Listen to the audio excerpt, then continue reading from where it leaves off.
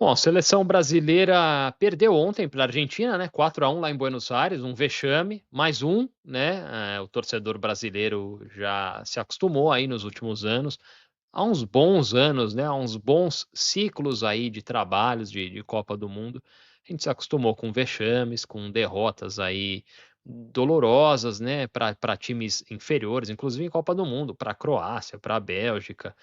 Realmente, já faz tempo aí que a gente não sente nenhum prazer vendo a seleção brasileira jogar e nenhum orgulho, né. Hoje, durante o dia, acompanhei várias análises aí, podcasts, mídia tradicional, muita gente apontando culpados, né, o Dorival Júnior parece ser o principal aí, provavelmente vai perder o emprego. O Dorival Júnior a gente sabia desde o início, né, assim como foi com o Fernando Diniz, meio que a gente é fácil apontar, mas se você se colocar no lugar do cara, se você receber uma oferta de emprego que é muito acima das suas capacidades, por um puta salário, você também pega. A gente também aceitaria, entendeu? O Dorival acreditou que, pô, de repente acontece uma mágica, né, aparece um menino muito talentoso, desabrocha aí, resolve meus problemas, como já aconteceu antes no futebol brasileiro, principalmente na época que a gente, produzia muitos craques, fora de série, né, mas parece que não vai dar para o Dorival Júnior. O time, muita gente falando do time, geração, é uma safra ruim, já faz umas 3 safras aí de jogadores que a gente fala isso, né, que a safra é ruim, que a geração é ruim. O nosso último craque foi o Neymar, né, e já isso vai o quê? Uns 15 anos já. Então, realmente o Brasil, eh não produz jogadores da qualidade que produzia há 30 anos atrás, mas falar que os jogadores são ruins, não sei, talvez a convocação não seja legal. Esse monte de jogador aí que joga em time da segunda, terceira prateleira na Europa, não sei se é a melhor, eh, abordagem, né, trazer esses caras aí, de repente jogadores que são protagonistas aqui no Brasil, aí lá no Brasil, eu não estou no Brasil, mas jogadores protagonistas do futebol brasileiro, talvez fosse uma ideia, não sei também os jogadores brasileiros são tão protagonistas, quem são os melhores jogadores do futebol brasileiro, né? São estrangeiros, né, e estrangeiros que muitas vezes são, grandes destaques no Brasil e que nem sequer, são destaques ou são convocados para suas seleções. Não, no meu time, no Corinthians, o Rodrigo Garro, que foi, um dos melhores meias aí do último Campeonato Brasileiro, ele nunca foi convocado para a seleção argentina, né, não parece nem estar perto disso inclusive. O próprio o Arrascaeta, né, que há tantos anos destaque no futebol brasileiro, há mais de uma década, desde o Cruzeiro, e depois todo o grande trabalho dele no Flamengo, ele nunca se firmou na seleção uruguaia, não é titular absoluto, não é um jogador imprescindível para um país tão pequeno quanto o Uruguai, né, imagina. Então, parece ser um problema também os jogadores, não sei se é o principal, mas, eu acho que é um problema também, mas acho que eu vou mais a fundo nisso daqui a pouco. Muita gente fala da CBF, a CBF é uma zona, o Edinaldo acabou de ser reeleito aí aclamado, né, por todas as federações, por isso que a seleção brasileira, vem passando o que vem passando, porque a CBF não é desorganizada, não cuida do futebol brasileiro, etcétera. É tudo verdade. Mas aí quando você compara com a AFA do Tiquitapia, né, com a federação, Associação de Futebol Argentino, é muito pior. Economicamente é incomparável hoje o poder, do futebol brasileiro em relação ao futebol argentino. A organização do campeonato nem se fala, o Brasil já há muito tempo tem, um calendário estabelecido, o Campeonato Brasileiro, que funciona, né.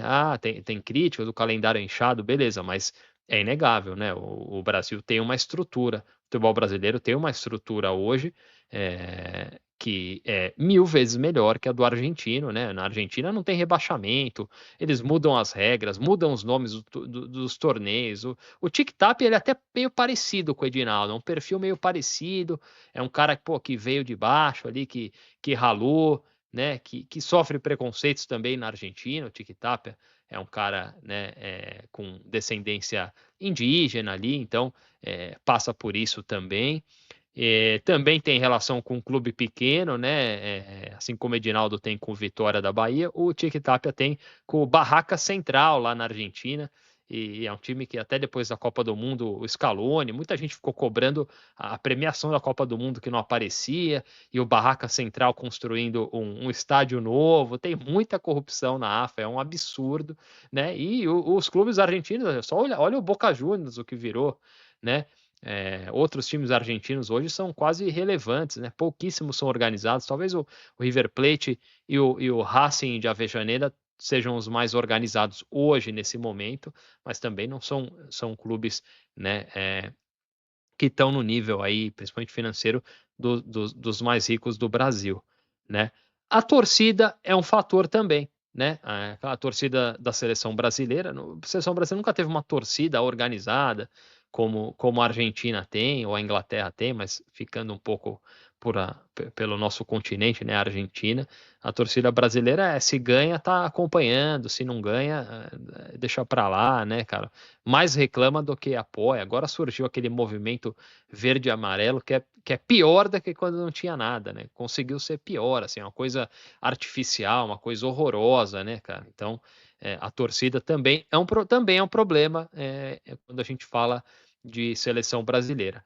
Mas, para mim, o principal, né, que é a raiz de todo esse problema, de tudo que virou a seleção brasileira e o futebol brasileiro, é a identidade e a cultura, né? A gente viu muitas transformações no futebol nas últimas 2 décadas, né? Hoje é um esporte menos atrativo, né? Apesar de, estádios mais bonitos, uma estrutura muito melhor, muito mais dinheiro, uniformes bonitos, chuteiras, jogadores influenciadores. A verdade é que o jogo jogado, a gente já falou várias vezes sobre isso, é muito mais chato, né? O estilo de jogo hoje ele tem uma ênfase muito maior nos esquemas táticos do que na individualidade, no talento do jogador, né? Os jogadores jogam, parece que são robôs aí, principalmente no futebol europeu, e o futebol brasileiro acabou imitando isso, né? Imitando da pior forma, assim, perdendo totalmente as próprias características, né? Tolhindo os jogadores aí, os meninos, as crianças na base até de desenvolver o seu talento, né? De jogar futebol de uma forma aí mais como diversão, como brincadeira, para depois entrar nessa neura da tática e da obediência aí dentro do campo, né? O Brasil tem problemas na formação aí de jogador. O trabalho de formação nos grandes clubes brasileiros não é muito semelhante aos dos clubes na Europa, muito semelhante. Se engana quem pensa que o Brasil está atrasado em termos de treinamento, muito pelo contrário. O Memphis Depay tá aí jogando no Corinthians e elogia toda hora os métodos de trabalho, além da estrutura, né, do clube e tal, é de primeiro mundo mesmo, né? O problema é na hora de instruir os jogadores, de deixar o jogador desenvolver o talento. Então a gente não forma mais meio-campistas, né? Talvez hoje, nesse time de hoje do Brasil, essa seja a maior crise.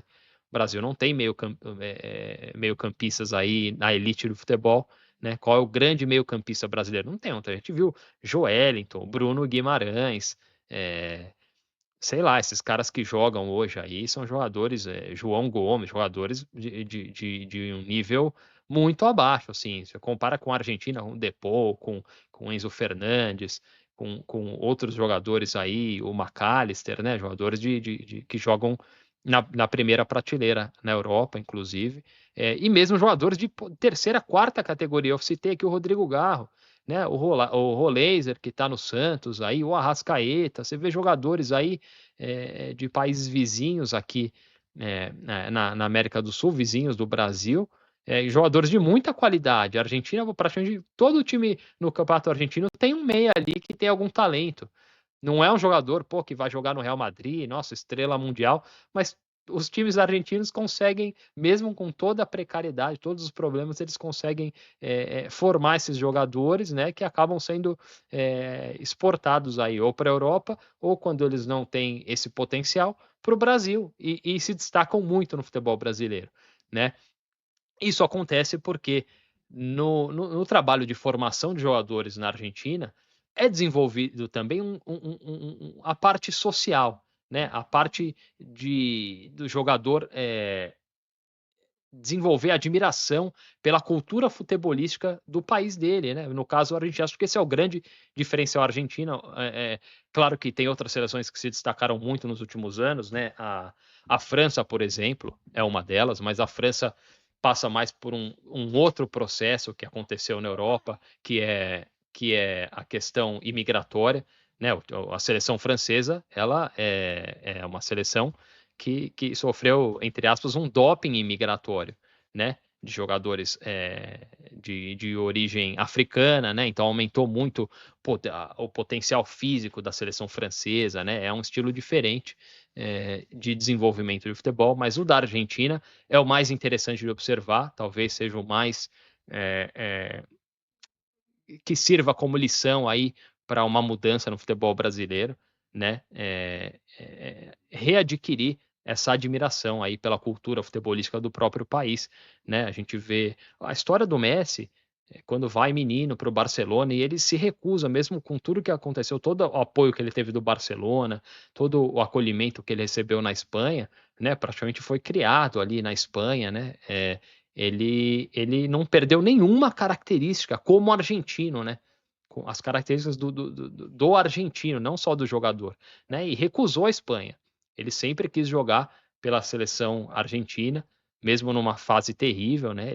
Vale lembrar que o Messi, ele até 2021, muita gente nem queria ele na seleção, né? Mesmo assim, ele resistiu, ele persistiu e acabou vencendo com a Argentina, mas isso passa muito por essa admiração pela própria cultura futebolística, né? O Maradona mesmo os jogadores jovens hoje, crianças na Argentina, têm uma grande admiração por Diego Maradona, né? Isso é passado pelos pais, aí é que eu falo, o trabalho do pai, da torcida, né? Com o impacto da torcida que não tem essa identificação com a própria seleção e às vezes até com o próprio país, né? A gente sabe que o brasileiro, muitos brasileiros têm um complexo de vira-lata. A gente vê muito brasileiro falando mal do Brasil o tempo inteiro. E o argentino, que passa por um momento terrível, continua acreditando que é o melhor país do mundo, tentando melhorar de alguma forma, protestando, lutando, né? Até em outras questões mais políticas aí. Então, passa por isso também, né? No trabalho de formação na Argentina, cara, tem pessoas que trabalham aí para romper esse modelo de futebol que é o que predomina hoje e que vem da Europa, né? Foi desenvolvido na Europa. Na Argentina, eles trabalham para ter o próprio modelo e isso tem funcionado, né? Nas categorias de base dos clubes argentinos, eles deixam as crianças serem criativas, né? Tem muito treinador aí idoso lá, aqueles velhinhos lá das antigas, né, cara, treinando e passando esses ensinamentos, não só dentro, mas fora de campo também. E aí você vai falar, pô, tá, beleza, né? Muito legal tudo isso aí, mas o Brasil fez 3 finais de Copa, 94, 98, 2002, ganhou 2, enquanto a Argentina ficou, porra, quase 3 décadas sem ganhar nada. É verdade. Mas nesse período que a Argentina não ganhou nada, a Argentina continuou tendo seleções fortíssimas e jogadores de primeiro nível, né? Se a gente pegar aquela seleção da Argentina do Bielsa em 2002, que caiu na primeira fase, aquela seleção era fantástica, com Batistuta, com Crespo, com Ariel Ortega, com Veron, com Riquelme. Era uma seleção fantástica. As seleções anteriores também, com Fernando Redondo, cara, jogadores de primeira categoria, com Zanetti, laterais incríveis, Sorin. Esses caras, pô, a Argentina, ao longo desses anos, revelou muitos jogadores interessantes, né? Eu falo Batistuta, Ortega, Aimar, Riquelme, Redondo, Veron, Zanetti, mais novos, até o Carlos Tevez, cara, Cláudio Lopes, jogadores, Saviola, jogadores que jogaram na elite do futebol europeu, inclusive, né? E que não ganharam Copa do Mundo, né? Muitos não ganharam nada com a Argentina, mas a Argentina nunca parou de produzir e nunca parou de ter identidade. Isso é muito importante de lembrar, né? O Brasil precisa repensar o próprio futebol, né? E a gente também, como pai, como brasileiro, tem que fazer um trabalho aí de ensinar os filhos. Faz parte, para quem ama o futebol, faz parte também da criação do teu filho, né? Para que as crianças voltem a amar a nossa cultura de futebol, que é linda, é o país com mais Copas do mundo. É um país que mais revelou craques na história do futebol. Nenhum outro país teve tantos craques quanto o Brasil, né? Craques históricos. Você que tem filho, você precisa voltar, precisa sentir vergonha se algum dia você deu uma camisa de time europeu para sua criança. É isso, cara. Eu acho que passa por isso também. A gente tem que valorizar o nosso futebol, a nossa cultura, a nossa sociedade. O Brasil é um país lindo, maravilhoso. Tem problemas. Porra, a Argentina não tem problema. A CBF, a AFA não tem problema, eu expliquei. Sabe, a gente tem que fazer esse trabalho também. Passa pela gente, passa pela imprensa também, né? Que é muito vira-lata. A gente precisa mudar isso para voltar a ser orgulhoso, para voltar a ter prazer em assistir a seleção brasileira, mesmo que um título de Copa do Mundo não venha. Mesmo que esse título não venha, mesmo assim a gente pode resgatar, a gente pode sempre estar ali para apoiar e sentir orgulho da nossa seleção, como os argentinos fizeram nos últimos 30 anos aí, quase 30 anos sem ganhar nada. Eles estavam sempre Copa do Mundo, a torcida argentina era quem mais gritava, presença sempre, né, em todos os jogos. Os caras nunca perderam o orgulho, mesmo num período longuíssimo, período muito longo de derrotas, que provavelmente o Brasil nunca vai passar, ficar sem pelo menos uma Copa América aí por quase 30 anos, né? Então, acho que o exemplo argentino, nesse sentido de cultura, de readquirir cultura, identidade, eles nunca perderam, né?